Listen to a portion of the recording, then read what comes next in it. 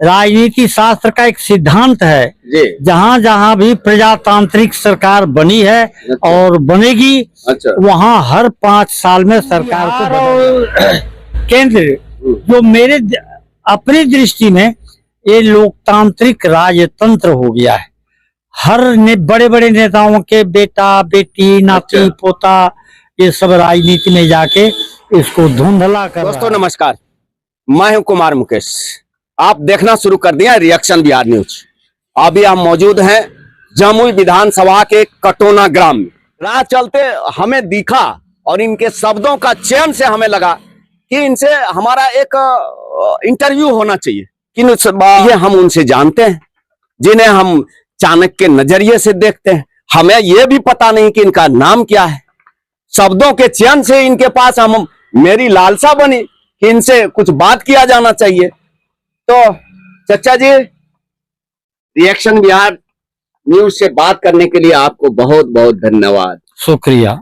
आप दिया, कहिए आपका क्या नाम हुआ, अपना परिचय? मेरा नाम प्रोफेसर कुलदीप रविदास।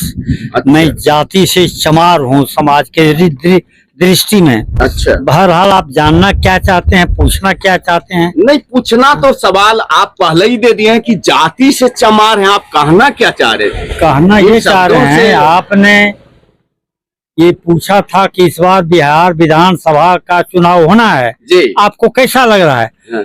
तो ये तो एक अलग बात हुई, लेकिन ये लोकतांत्रिक देश है। अच्छा, राजनीति शास्त्र में मैंने पढ़ा था जी। राजनीति शास्त्र का एक सिद्धांत है, जहाँ जहाँ भी प्रजातांत्रिक सरकार बनी है और बनेगी, वहाँ हर 5 साल में सरकार को बदल जाना चाहिए। अच्छा, मैं मानता हूँ कि नीतीश जी और मोदी जी बहुत बढ़िया काम कर रहे हैं, लेकिन अगर 5 साल के बाद कोई दूसरी सरकार आती है, हो सकता है इससे और बेहतर काम करे। इन कंपटीशन तुलनात्मक दृष्टि से इसे बेहतर काम करे, फिर ये आवे दूसरे बेहतर, तो इससे विकास की गति जो है वो काफी तेज रहती है लोकतांत्रिक प्रदेश में, लोकतांत्रिक देश में।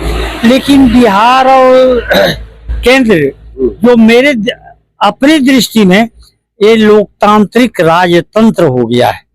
हर बड़े बड़े नेताओं के बेटा बेटी नाती पोता ये सब राजनीति में जाके इसको धुंधला कर रहा है।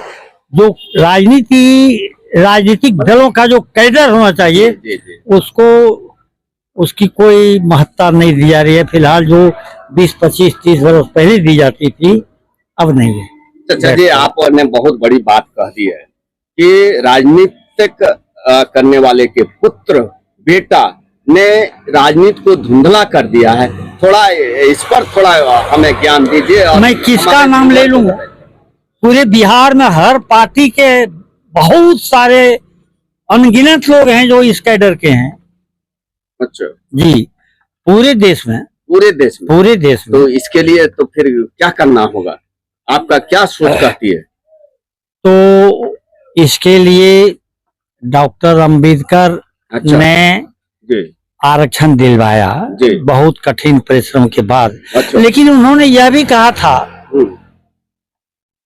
कि आरक्षण 10 साल के लिए, और जब आरक्षण खत्म होगा 10 साल के बाद, तो भारत के सारे बच्चों को, सारे नागरिकों को मात्र शिक्षा दे दी जाए, इतनी अच्छी कि वो खुद कंपटीशन से अपना जीवन व्यतीत करने लायक बन जाए। लेकिन वो बात है नहीं। हर 10 साल में आरक्षण को बढ़ाया जा रहा है। मैं भी उसका लाभ तो व्यक्तिगत रूप से तो नहीं लिया, लेकिन उसी कैडर में, उसी वर्ग में समझा जाता हूँ। अच्छा, ये चाचा जी बता दीजिए हमें कि आज के दिनों में इंडिया गठबंधन है और एनडीए गठबंधन है, एक विकल्प के रूप में जनसुराज भी आया है, तो जो रहेगा उसी में चुनना पड़ेगा।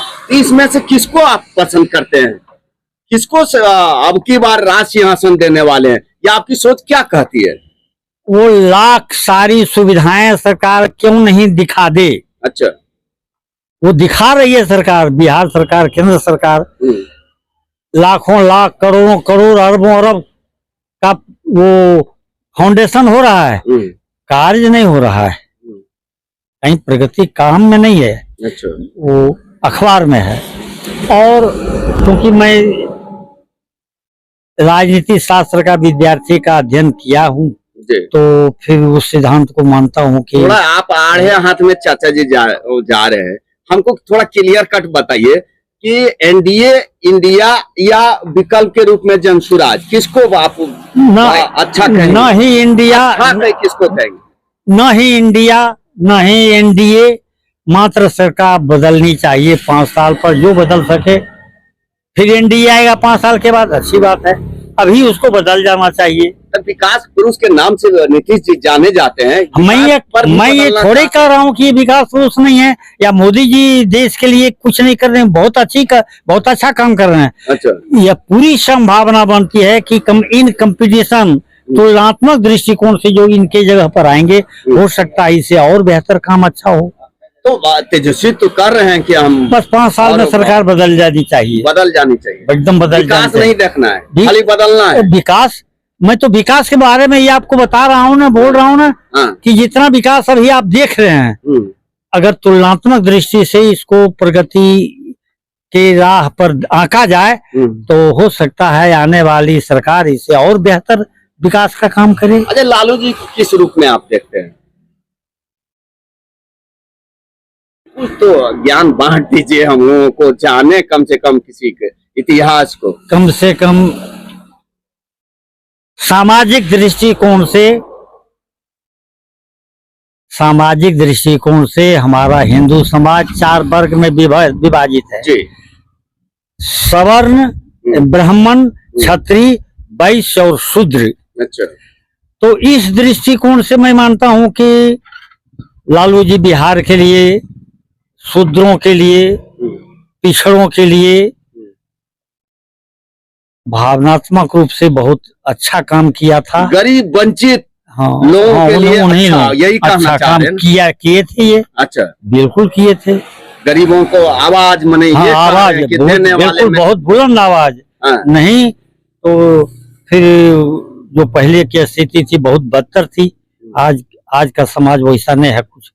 नीतीश के समय में ये नहीं रहा, जो उन्होंने कर दिया इसका आप नाम नहीं लेते हैं चाचा जी, बहुत ज्ञान को खुला जो लालू जी ने किया ना, उसका माने परिपाटी चली आ रही है, लोग उसको मेंटेन कर रहे हैं सरकार। अच्छा, अपने ढंग से कुछ नहीं कर रही है, जो किया गया है उसको मेंटेन कर रही है।